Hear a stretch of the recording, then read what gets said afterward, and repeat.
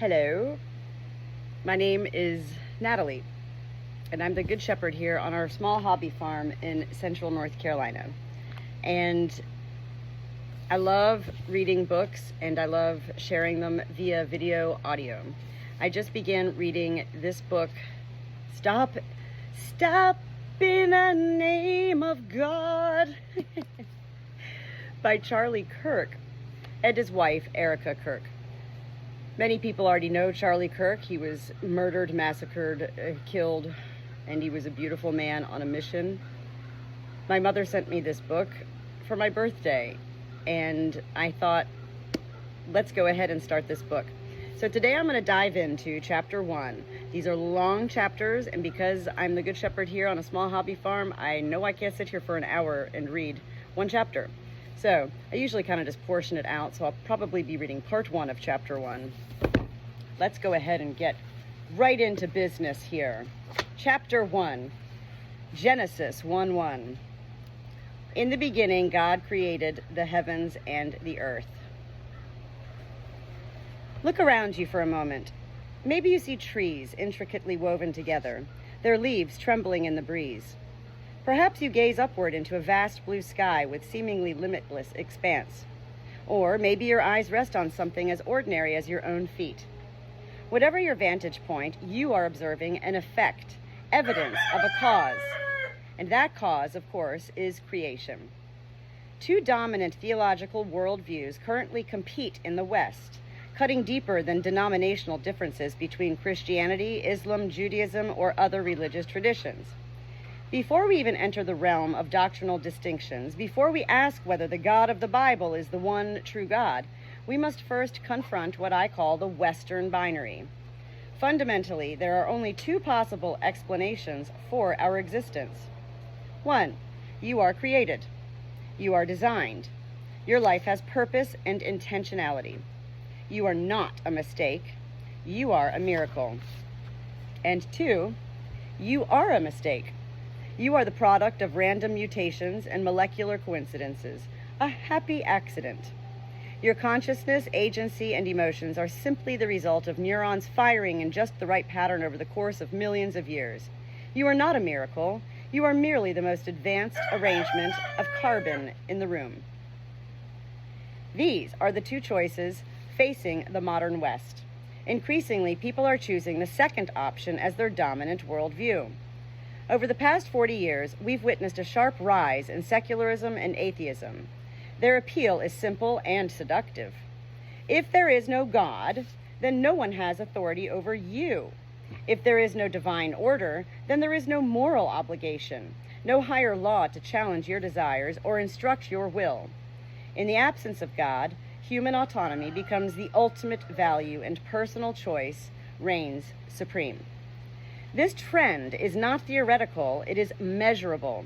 According to the Pew Research Center, the percentage of American adults identifying as religiously unaffiliated nuns surged from just 5% in the 1970s to around 30% by 2021. Among younger generations, the numbers are even more stark.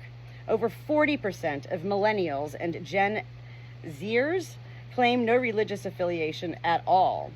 In Europe, the picture is more dramatic still. In countries like Sweden and the United Kingdom, belief in God has dropped below 50%, and regular religious participation is often in the single digits. A 2018 Gallup survey found that church membership in the United States fell below the majority for the first time in recorded history, dropping to 47%, a decline mirrored across virtually every Western democracy. Why this decline? Part of the reason is trust in science and technology, tools which have, ironically, delivered unprecedented convenience but not contentment. But at a deeper level, the turn towards secularism is about control. The very idea that there is a God and he wants you to live in a certain way is now considered offensive, judgmental, or harsh.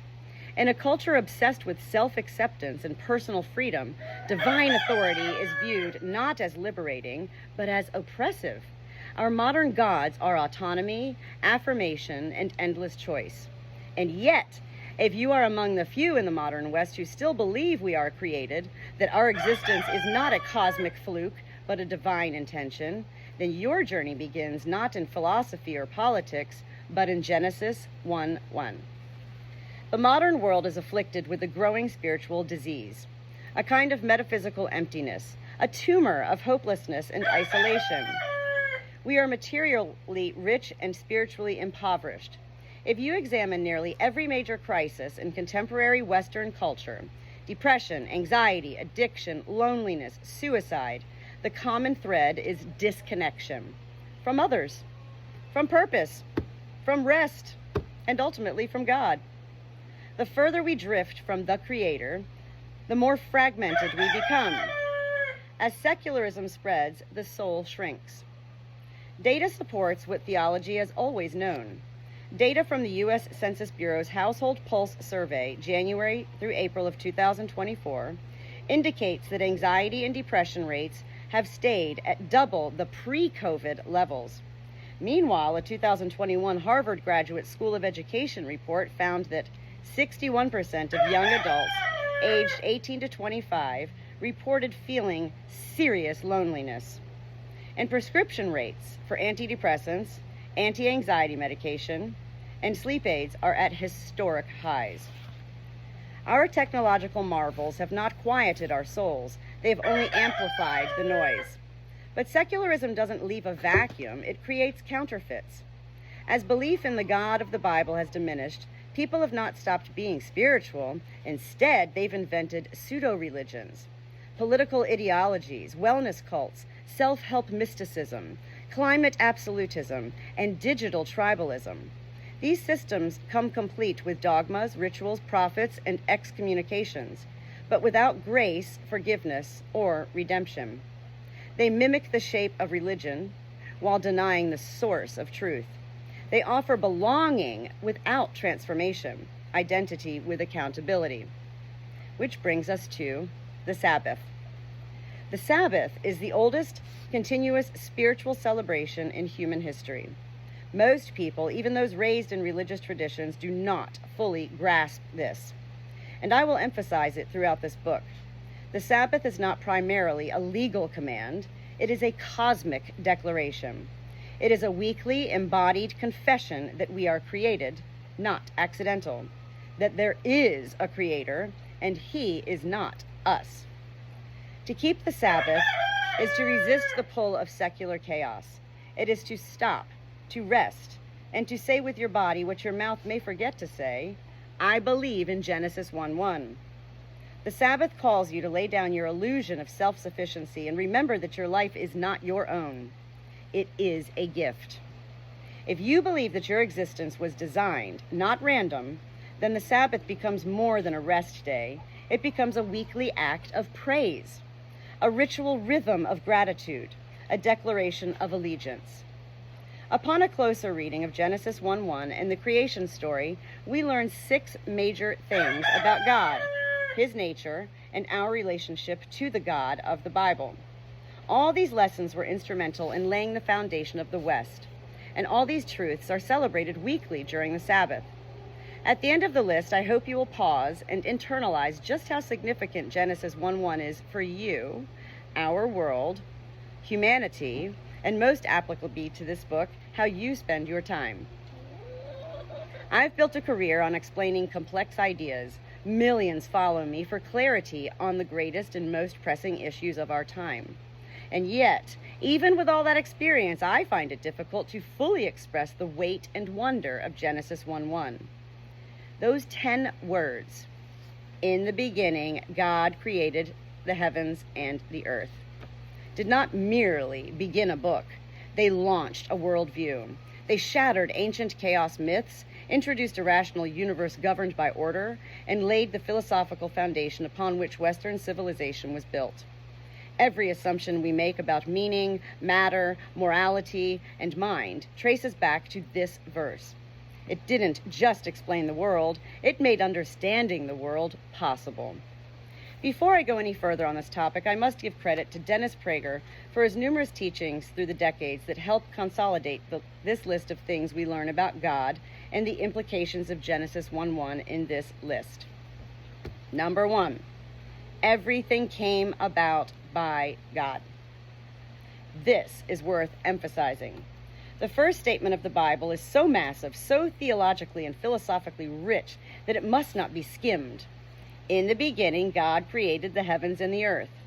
It means that all that is good, light, beauty, order, reason, life itself, flows from a God who is not partially good or mostly good, but who is goodness itself. This foundational truth asserts that behind all existence is a divine will, a moral intelligence, a benevolent creator. It means, among many other things, that everything has a purpose. The ancient Greeks had a powerful word for this concept, telos. It is where we get the word telescope, an instrument for seeing the distant purpose or end. Telos means goal, end, or final cause. Aristotle used it to explain that all things move towards some end, some fulfillment of their nature. The Bible not only affirms this, it roots it in the very action of creation. If everything was made by God, then everything has telos, from the stars in the sky to the smallest thoughts you think. You are not a random collection of cells drifting through a cold, meaningless cosmos. Hold on, here's my sheep. Your life has aim. Your story has structure. Your breath is borrowed, but your purpose is eternal.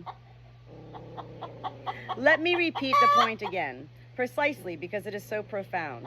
You are not a mistake. Every action you take, every question you ask, every moment you live matters. That means your moral choices matter. Your affections matter. Your creativity, your sorrow, your longing, they are not echoes in an empty void. They are responses to a reality that was made by a God who made you. Dwell on that for a moment. Let it settle. What a sharp, luminous repudiation this is to the creeping fog of nihilism that has blanketed the Western world. Over the last century, numerous ideological toxins have worked to erode our collective moral code. Of all these poisons, nihilism is the most corrosive. It is not simply a rejection of religion, it is a rejection of meaning itself. Nihilism teaches that there is no moral order, no objective truth, no reason for our existence. It says we are accidents and that nothing we do ultimately matters. The fruit of this belief is despair, and we are watching that despair blossom across a generation. To define it plainly, nihilism is the belief that life is fundamentally meaningless. It denies any higher order, any transcendent moral framework, or any ultimate purpose. It is the ideology of the abyss. Friedrich Nietzsche, one of its most famous and complex advocates, wrote, "God is dead, and we have killed him." For Nietzsche, the death of God was not cause for celebration. It was a catastrophe. Without God, he predicted society would descend into moral chaos and humanity would need to invent its own values in the face of overwhelming meaninglessness. He later warned, "He who has a why to live can bear almost any how." But nihilism leaves no why, only the howling winds of randomness and despair. Jean-Paul Sartre, another key figure in the philosophy of meaningless, wrote, "Man is nothing else but what he makes of himself. There is no human nature, since there is no God to conceive it." For Sartre, meaning was not found, it was invented. But the burden of self-creation without any foundation leads not to liberation, but to profound anxiety. Without a creator, you must fabricate your identity, your morality, and your destiny from the dust. And we are now seeing the psychological and social consequences of this belief system play out in real time. A 2023 report from the Centers for Disease Control and Prevention, CDC, revealed that over 50% of teenage girls in the United States reported feeling persistently sad or hopeless, the highest rate ever recorded. Suicide is now the second leading cause of death for people aged 15 to 24, according to the National Institute of Mental Health. And a Harvard youth poll from 2022 found that 52% of young Americans think our country's democracy is either in trouble or failing, and nearly half say they feel more fear than hope about the future. It is one of the great ironies of our age that we are wealthier, more technologically advanced, and more medically capable than any generation in human history. Yet our children are sicker in mind and soul than ever before. In a world where material abundance is everywhere, where food is plentiful, information is instant, and comfort is the default setting, we are watching a generation implode under the weight of despair. Suicide rates among teens have surged, anxiety and depression are rampant, and self-harm has become tragically common, not in war-torn or famine-stricken nations, but in the most affluent societies on earth. How can it be that in the age of abundance our youth feel more worthless than ever? It is because material progress cannot fill a spiritual void. We have given them everything except the one thing they were made for: meaning. When a culture denies its creator, it also denies its children the ability to know who they are, why they exist, and what they are worth. The result is not liberation, it is devastation. We have everything to live with, but nothing to live for. This is the cost of believing you are a mistake. This is what happens when Genesis 1:1 is removed from the cultural foundation. The moment you abandon the truth that you are created with intention, you untether everything else. Human dignity collapses, moral truth disintegrates, hope becomes sentiment, not substance.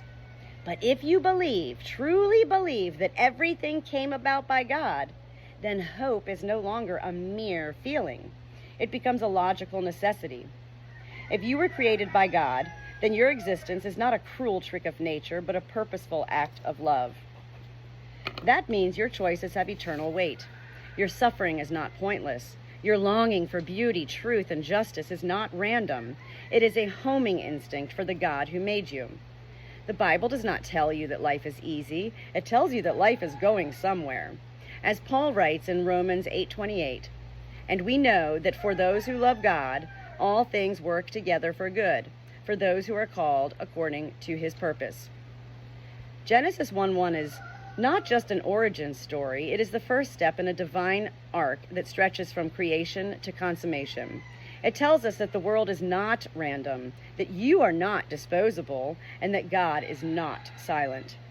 In a world drowning in relativism, Genesis offers a rock. In a generation tempted by despair, it offers teleological hope, the belief that your life has an end, a direction, and a destination. And that destination is not the void, but glory. Number 2, and I'm going to stop after number 2. God is outside of nature. In the ancient world's religious imagination, the divine was invariably entwined with nature. Across civilizations, gods were understood not as transcendent, but as immanent, located within, expressed through, or identical to the material world. The deities of Mesopotamia, Egypt, Greece, and India did not create nature, they were nature, or at least embedded within its cycles and phenomena. The Nile was not merely a river, but a manifestation of Hapi. The sun was not simply a celestial body, but the chariot of Ra, fire, was personified in Agni, storms in Indra, and war in Huitzilopochtli.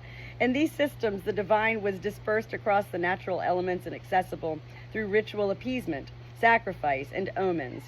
Morality, insofar as it existed, was subordinated to appeasing these capricious forces rather than conforming to a coherent moral law. Into the spiritual landscape comes a singular disruption.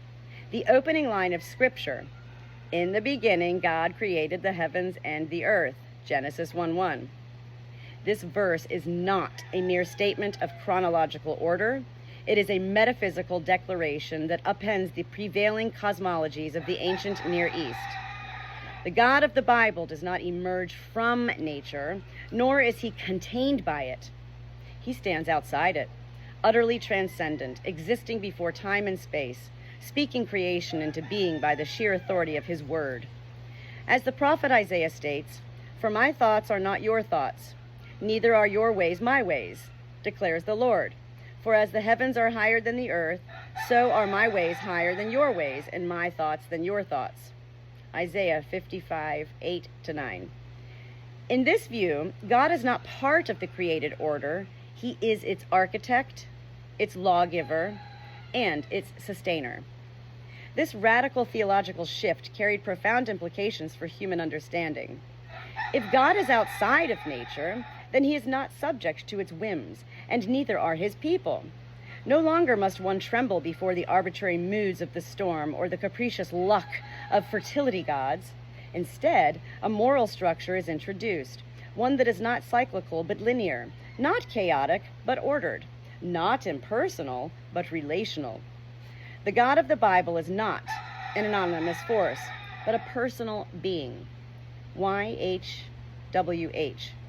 The I Am, who speaks, remembers, covenants, and redeems. As such, religion transitions from manipulation of the elements to relationship with the personal creator. The Psalms echo this intimately. The Lord is near to all who call on him in truth. Psalm 145:18. Nature, for all its grandeur, is impersonal. It evokes awe, but not intimacy. Drive to the Grand Canyon and you may well be overwhelmed by its silent majesty. Sit on its edge and you might feel peace, perhaps even a vague spiritual resonance. But the canyon will not speak back. It cannot know you. It cannot hear your sorrow or respond to your praise. The God of the Bible, however, introduces a new category altogether, a transcendent yet immanent deity who both inhabits eternity and listens to the cries of his people.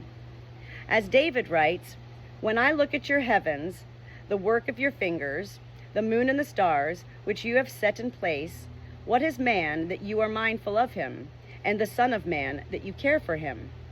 Psalm 83-4. The paradox is staggering. The God who forged the cosmos also bends low to enter covenant with humanity. This shift from seeing the divine as nature to seeing the divine as creator of nature paved the way not only for monotonism but for the moral agency, human dignity, and the concept of progress. When the universe is no longer governed by fickle elemental spirits but by a moral and personal God, ethics can be grounded in absolute truth rather than arbitrary ritual. Humanity is no longer subject to nature's cruelty but entrusted with stewardship over it. As Genesis 1:27-28 affirms, man is made in the image of God, and he is given dominion over creation, not as a tyrant, but as a caretaker under divine commission. This theological foundation ultimately laid the groundwork for Western ideas of law, rights, justice, and the sanctity of the individual. We will cover the idea of being made in the image of God later in the book. Nature is also a central character in the unfolding story of humanity. At first, we worshipped it, bowing to rivers, trees, stars, and storms. Then, in the age of reason and industry, we ignored it, relegating it to the backdrop of human progress. Later, in our technological arrogance, we began to destroy it, mining, polluting, and exploiting with little thought for consequence. And now, in a kind of spiritual recoil, a growing splinter of modern society seeks to worship it once again. This is the so-called green movement, which has made remarkable and at times troubling advances across the cultural and political landscape of the West. At its core, this movement often rejects the moral authority of the God of Scripture. Instead, it offers a kind of resacralized materialism, where divinity is sought not in heaven, but in the soil, the forest, the sky. For many within this ideology, salvation does not come through repentance or grace, but through carbon neutrality, ecological harmony, and the denunciation of human exceptionalism. In an observation often attributed to G.K. Chesterton, when people stop believing in God, they don't believe in nothing, they believe in anything. In this case, this anything is the earth itself, a return to the ancient altar, this time rebranded as policy, protest, and planetary piety. Yet, beneath the surface, the longing is real. The impulse to re-enchant the world reflects a hunger that neither materialism nor activism can satisfy. The tragedy is not that people care for the planet, it is that they mistake the creation of the Creator for the Creator, the echo for the voice. At the core of the contemporary green movement lies a fervor that often transcends scientific concern and enters the realm of sacred devotion. Figures such as Greta Thunberg have emerged not merely as activists, but as symbolic prophets in a new ecological order. Her speeches, laced with urgency and moral absolutes, "How dare you?" resonate not only as political critique, but as prophetic lamentations, echoing the cadence of Old Testament rebuke, though absent its theological center. For many, climate activism has become a surrogate faith. It offers a doctrine, carbon neutrality, sacraments, recycling, plant-based diets, apocalyptic warnings, rising seas, scorched earth, and a priestly class of scientists and influencers whose authority must not be questioned. If it is, in structure and tone, a religion without a God, except, of course, the earth itself. Carbon offsets function as a kind of penance, a way to atone for ecological sins. Recycling, biking, and going vegan are elevated beyond lifestyle choices into moral imperatives practiced with the seriousness of sacred disciplines. At the center of this eco-liturgical order stands a new priesthood of climate prophets, activists, scientists, and thought leaders whose warnings carry the weight of divine judgment. Greta Thunberg, perhaps the most iconic of these voices, has repeatedly framed climate change in absolute moral terms, declaring before world leaders, "We are in the beginning of a mass extinction, and all you could talk about is money and fairy tales of eternal economic growth." Her rhetoric does not appeal to policy alone. It demands repentance. Similarly, Lynn Margulis, co-founder with James Lovelock at the Gaia Hypothesis, once stated that Gaia is a tough bitch, personifying the earth as a self-correcting organism whose wrath we have incurred. These ideas echo the structure of ancient myth, a sacred earth, a fallen humanity, and an urgent call to return to balance. What emerges is not simply environmental concern, but an alternative theology, complete with rituals, prophets, and a gospel of planetary salvation. This resacralization of the natural world, cloaked in secular vocabulary, mirrors the animistic and pantheistic instincts of pre-biblical religion. The ancient Near Eastern cosmologies saw nature as divine, chaotic, and in need of appeasement. In those systems, the divine was not separate from the cosmos, but woven into its fabric. Modern environmentalism, despite its claims to progress in science, often revives these instincts. The planet becomes Gaia, a sentient entity. Humanity is cast as the defiler, and redemption is sought through ecological penance. The irony is that while our culture believes it has outgrown myth, it has in fact returned to it, only now dressed in the language of activism and policy. Biblical theology offers a strikingly different vision. The God of Genesis is not the world, but its creator. He is distinct from it, yet lovingly involved. Nature is not divine, but it is sacred. Sacred because it was made by God and entrusted to human stewardship, not worship. When creation is exalted above the Creator, confusion follows. As Romans 1:25 warns, they exchanged the truth about God for a lie and worshipped and served the creature rather than the Creator. True environmental care does not require adultery. It demands responsibility, humility, and a theological framework that honors the earth without bowing to it. In the absence of that framework, the modern green movement risks becoming not a call to stewardship, but a return to the altars of the old. Philosopher Blaise Pascal once observed, "There is a God-shaped vacuum in the heart of every person which cannot be filled by any created thing, but only by God the Creator." In our secular age, that vacuum has widened into a cultural crisis. People are desperately seeking connection, spiritual, emotional, communal, but are offered only substitutes: consumerism, entertainment, activism, or digital escapism. These may numb the ache for a time, but they cannot heal the wound. They cannot speak back to the soul. This is precisely where the biblical vision of God as transcendent creator and personal redeemer offers something revolutionary. The God who is outside of nature is also the God who enters history. not as a storm or a stone or a vague spiritual force, but as a person. The incarnation is the ultimate confirmation that transcendence does not preclude intimacy. The God who said, "Let there be light," Genesis 1:3, is the same God who says, "Come to me, all who labor and are heavy laden, and I will give you rest," Matthew 11:28.